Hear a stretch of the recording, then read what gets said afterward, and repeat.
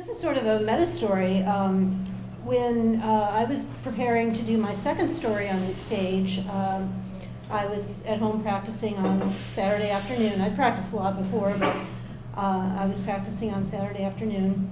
And I had taken the classes here, which, they're good classes, take them. Did I get a kickback for that? Yeah. All right. And one of the things I learned, I don't want to give away all the secrets, but my very capable instructor told me one thing that's good to do is practice your story in front of a television set that is playing, so you get used to telling your story with all the noise that's going on.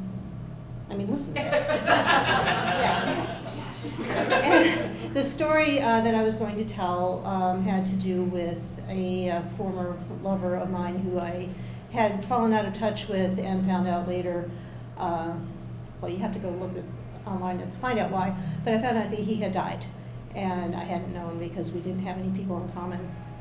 So, and I know I brought everyone really down, and I apologize for that.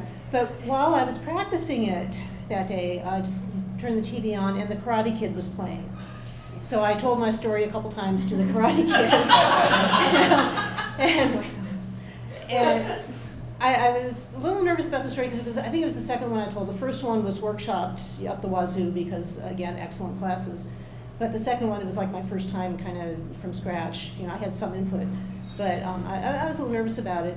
And I noticed about the second or third time I was going through my story, I was looking at the screen, and not only is there a lot of karate going on in this movie, but there's a bonsai tree, you know, the little baby tree that Mr. Miyagi, I guess, gives to Daniel. I don't really remember because I wasn't watching the story, I was telling mine.